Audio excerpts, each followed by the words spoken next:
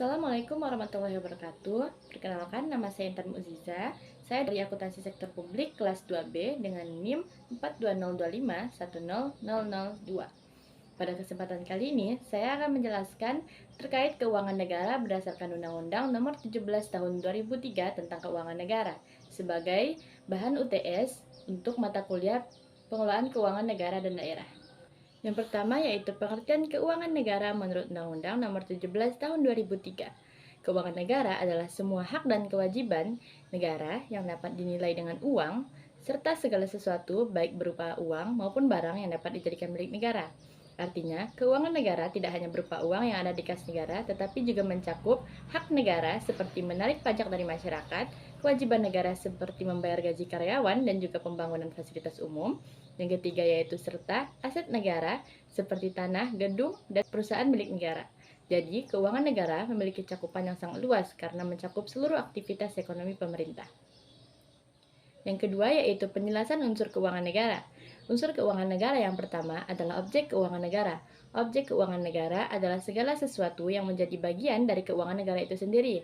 Objek ini meliputi penerimaan negara seperti pajak dan penerimaan bukan pajak, pengeluaran negara seperti belanja pegawai dan pembangunan, dan juga kekayaan negara seperti aset dan BUMN. Sebagai contoh, pajak yang dibayarkan masyarakat merupakan objek keuangan negara karena menjadi pemasukan negara, serta pembangunan jalan juga termasuk objek karena merupakan pengeluaran negara. Yang kedua yaitu subjek keuangan negara. Subjek keuangan negara adalah pihak-pihak yang mengelola keuangan negara tersebut. Subjek tersebut antara lain, yang pertama yaitu Presiden sebagai pemegang kekuasaan tertinggi, yang kedua yaitu Menteri Keuangan sebagai pengelola keuangan negara, dan yang ketiga yaitu Menteri atau pimpinan lembaga sebagai pengguna anggaran, dan yang terakhir Kepala Daerah untuk penggunaan tingkat daerah. Artinya, pengelolaan keuangan negara dilakukan secara berjenjang dari pusat hingga daerah. Yang ketiga yaitu proses terbentuknya keuangan negara. Keuangan negara terbentuk melalui beberapa tahapan penting. Yang pertama yaitu perencanaan dilakukan oleh pemerintah untuk menyusun rancangan anggaran. Yang kedua yaitu pembahasan yang dibahas bersama Dewan Perwakilan Rakyat, dan juga adanya pengesahan yang disahkan melalui APBN. Yang keempat adanya pelaksanaan dilakukan dan digunakan oleh pemerintah. Dan yang kelima ada pengawasan diawasi oleh lembaga seperti Badan Pengawas Keuangan. Dan yang enam ada pertanggungjawaban yang dilaporkan kepada Dewan Perwakilan Rakyat. Proses ini menunjukkan bahwa keuangan negara dikelola secara sistematis dan diawasi agar tidak terjadi penyalahgunaan. Yang keempat yaitu tujuan keuangan negara. Tujuan utama keuangan negara adalah meningkatkan kesejahteraan rakyat, mendukung pembangunan nasional, menjaga stabilitas ekonomi, dan mewujudkan keadilan sosial. Contohnya, anggaran negara digunakan untuk pembangunan sekolah, rumah sakit, dan juga bantuan sosial. Yang ketiga yaitu ruang lingkup keuangan negara. Ruang lingkup keuangan negara mencakup APBN dan APBD, hak dan kewajiban negara, kekayaan negara, kebijakan fiskal dan moneter, dan juga kekayaan pihak lain yang dikuasai oleh pemerintah. Dengan demikian, keuangan negara tidak hanya terbatas pada pemerintah pusat, tetapi juga mencakup pemerintah daerah dan berbagai lembaga negara. Yang keempat yaitu penerimaan, pengeluaran, dan pembiayaan negara. Penerimaan negara adalah semua uang yang masuk ke kas negara. Contohnya, pajak penghasilan, pajak pertambahan nilai, dan PNBP seperti hasil tambang. Ini merupakan sumber utama pendapatan negara. Yang kedua yaitu pengeluaran negara. Pengeluaran negara adalah semua uang yang dikeluarkan oleh negara. Contohnya gaji pegawai negeri, pembangunan infrastruktur, dan juga bantuan sosial. Pengeluaran ini bertujuan untuk melayani masyarakat. Yang ketiga yaitu pembiayaan negara. Pembiayaan negara digunakan untuk menutup kekurangan negara. Contohnya, utang negara, penerbitan obligasi, dan penyertaan modal negara. Pembiayaan ini bukan pendapatan utama, tetapi sebagai strategi keuangan. Yang kelima, bidang-bidang keuangan negara.